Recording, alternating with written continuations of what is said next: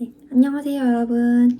제가 오늘은 7월 16일에 토익 스피킹을 응시를 했고 공부 기간은 10일 그리고 하루 2시간에서 4시간 정도 투자를 해서 AL이라는 좋은 점수를 받게 되었거든요. 그래서 여러분들께 제가 공부를 어떻게 했는지 공부 방법과 꿀팁을 드리면 좋을 것 같아서 영상을 켜게 되었습니다. 그리고 저번에 편입 영상 업로드 했었는데 편입에 대한 더 자세한 정보들은 제가 조금 더 다듬어서 이제 영상을 더 업로드하려고 하니까 조금만 기다려주시면 좋을 것 같아요. 저희 영어 베이스에 대해서 말씀을 드리자면 저는 작년에 토익 시험을 한두 달 정도 편입 영어랑 병행을 해서 이제 880점까지는 받아둔 상태고요. 수능 영어는 1, 2등급 그리고 편입 영어로 경희대학교 영문과를 합격을 했어요. 그래서 아예 베이스가 없다라고 할 수는 없지만 제가 리딩이랑 라이팅 리스닝 같은 경우에는 어느 정도 자신이 있었는데 스피킹은 사실 제 자신 없는 분야였거든요. 그래서 엄청 영어를 잘하는 건 아니에요. 그것도 참고해주시면 좋을 것 같아요. 그래서 이제 영어에 대해서 조금 말하기에 두려움을 느끼시는 분들도 어느 정도 템플릿이 적용이 되는 시험이 토익 스피킹이기 때문에 오픽보다는 부담 없이 시험을 치실 수 있다는 것도 참고해 두시면 좋을 것 같습니다. 시험 시간은 대략 20분에서 30분 정도 소요가 되고요. 그리고 화면 앞에서 시험을 치는 거예요. 각자 자리에서 헤드폰을 끼고 컴퓨터 모니터 앞에서 주어지는 음성에 따라서 자신이 대답을 하고 그 녹음된 걸 마지막에 확인하고 이제 퇴실하면 되는 시험이거든요. 그래서 토익 스피킹은 교재로 어느 정도 공부를 하는 것도 중요하지만 빠른 시간 내에 교재로 어떤 유형들이 있는지만 공부를 하고 나머지는 이제 유튜브에 나와 있는 실전 모의고사를 활용을 해주시는 게 되게 중요해요. 저 같은 경우도 10일 정도 공부했었을 때 5일 정도 동안의 제이크 선생님의 교재로 공부를 어느 정도 어떤 유형인지만 파악을 하고 나머지 10일 동안은 그냥 유튜브 보고 쉬면서 중간중간에 실전 모의고사를 켜가지고 혼자서 말해보는 연습을 많이 했었어요. 사실 실전에서 문법 실수도 좀 많이 하고 또 근거도 보통 2가지 이상 들었는데 1가지밖에 못 들어서 사실 IH 받을 줄 알았거든요. 근데 어느 정도 좀 문법 실수 몇 개 틀린 거 빼고는 원만하게 얘기를 했었기 때문에 좀 좋은 점수를 받은 게 아닐까라고 생각을 합니다. 네, 그러면 토익 스피킹의 문제 유형들인 구체적으로 어떤 게 있는지랑 그리고 토익 AL 받은 사람은 어떻게 대답을 했는지에 대해서 이제 말씀을 드릴게요. 제일 첫 번째로는 지문 읽고 답하기 유형이에요. 이거 같은 경우에는 45초 준비 시간이 주어지고 45초 동안 대답을 하시면 돼요. 문제는 크게 2가지가 나오고요. 유형은 다양하게 나오지만 사실 이거는 그냥 강세 좀 잘 주고 끊어읽기 잘 하고 발음이 너무 별로가 아니라면 누구나 좋은 점수를 받을 수 있는 유형이거든요. 그래서 크게 공부할 부분은 없습니다. 하지만 혼자서 영어 발음이 안 좋다 생각하시는 분들은 말을 많이 해보시는 연습을 하시는 게 중요해요. 네, 그러면 제가 제이크 선생님의 교재에 있는 문제 유형 1가지를 이제 대답을 해드릴 테니까 AL을 받은 사람은 이 정도 발음이면 충분하구나 라는 것만 참고해 주시면 좋을 것 같아요. Thank you for visiting Westin Appliances. In the kitchen department, a variety of coffee makers imported from Italy are 25% off the regular price today. These appliances are compact, attractive, and convenient. And as always, when you buy any kitchen items, you will receive a 10% discount coupon for your next purchase or a 5% instant discount. 네, 그렇게 영어 발음이 좋은 건 아닌데 이 정도로 발음을 하시면 파트 1에서는 무난하게 넘어가실 수 있을 거예요. 이렇게 2가지 문제 나오는 거에 그냥 좀 더듬어도 괜찮으니까 끝까지 포기하지 않고 대답을 잘 하신다면 파트 1에서는 무난하게 넘어가실 수 있을 겁니다. 네, 다음은 2번째 파트에 대해서 말씀드릴게요. 2번째 파트는 사진을 묘사하는 거예요. 이것도 역시 2문제가 나오고요. 그리고 각각 어느 정도 템플릿을 적용을 해서 자신의 생각을 말을 해주면 돼요. 그냥 그림에 나와 있는 게 어떤 느낌인 것 같다. 자신의 느낌을 말씀하셔도 되고요. 그 인물에 대해서 설명을 해주시면 무난하게 넘어갈 수 있는 파트거든요. 저는 이거 역시 제이크 선생님의 템플릿을 활용을 했고요. 그 외에도 저만의 템플릿을 만들어 가서 좀 도움을 받았었어요. 제일 먼저 그림이 어디서 찍힌 것 같다라고 말을 해주는 게 중요하거든요. 그래서 I think this picture was taken in an office, in a supermarket, outdoor, indoor 이런 식으로 제일 먼저 어떤 장소에서 찍혔는지를 명확히 묘사를 해주시고요. 두 번째로 인물 수에 대해서 묘사하는 템플릿도 있었는데 저는 인물 수를 묘사하는 것보다 한 가지라도 그 인물들이나 주변 상황에 대해서 묘사하는 게 더 좋을 것 같아서 인물 수는 언급을 하지 않고 그냥 넘어갔습니다. 네, 그리고 이게 인물 수가 2명 나올 때가 있고요. 1명 나올 때가 있고 3명, 4명 혹은 아예 그냥 사람이 많은 경우가 있어요. 아예 사람이 많은 길거리 상황 같은 경우에는 눈에 띄는 인물들 몇 명만 설명을 해주고 나머지는 빠르게 주변 배경만 설명해주고 넘어가시면 되거든요. 그래서 인물이 많은 게 오히려 묘사하기는 더 쉬워요.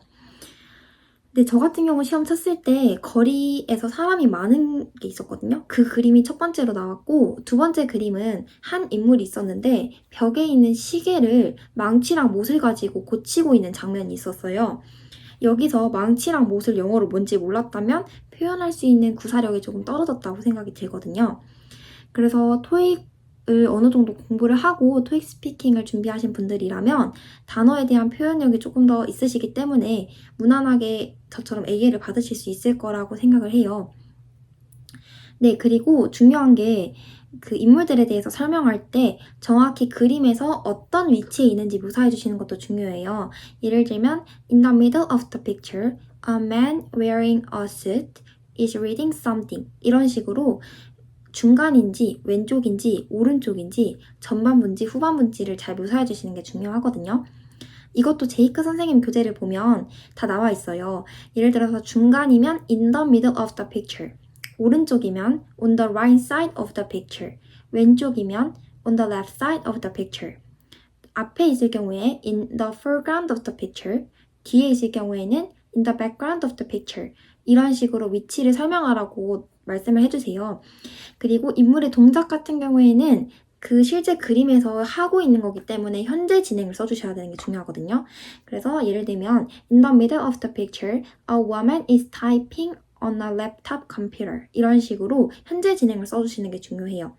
그리고 there is, there are도 되게 중요하거든요. 사물이 있을 때는 there is a suitcase next to him 이런 식으로 there is, there are의 부사를 활용해 주시는 것도 되게 중요합니다.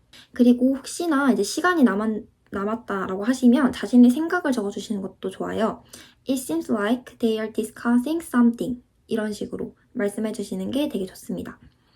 네, 그래서 제가 제이크 선생님 교재에 있는 몇 가지를 또 어떻게 대답하면 좋을지에 대해서 제가 보여드릴게요. 네, 여기 그림을 보여드리자면 네, 여기 그림에서는 되게 가족인 것 같은 그런 사람들이 있고 그리고 이제 주방에서 남자는 뭔가 요리하고 여자는 엄마로 보이는 여자는 아이한테 뭔가 가르쳐주고 있죠. 그리고 이제 아이들은 뭐 공부를 하고 있는 것 같아요. 그러면 이거 같은 경우에는 주변 상황을 묘사하는 것보다 인물을 하나씩 묘사해주다 보면 시간이 끝나거든요. 그래서 시간 분배도 잘 하셔야 돼요. 그래서 제가 이 그림에 대해서 묘사를 해보자면 I think this picture was taken in a kitchen. 그리고 on the right side of the picture, a woman is teaching something for her daughter. 이런 식으로 말을 해주고요. 그리고 next to her, a girl is looking at the iPad. 이런 식으로 묘사를 해줬어요. 그리고 이제 그림의 중간에 한 남자아이가 있잖아요. 그러면 in the middle of the picture, a boy is writing something on the document. 이런 식으로 써주고 he has blonde hair. 이런 식으로 시간이 남으면 그 인물에 대해서 하나 더 묘사를 해줬습니다. On the left side of the picture, a man is cooking. Seems like they are family. 이런 식으로 얘기를 해주시면 돼요. 네, 그리고 제가 추천하는 방법은 인물 수가 적어질수록 그 인물에 대해서 더 상세하게 묘사를 하는 게 중요해요. 그 인물의 행위를 설명할 때 관계 대명사나 현재 분사를 활용해줬거든요.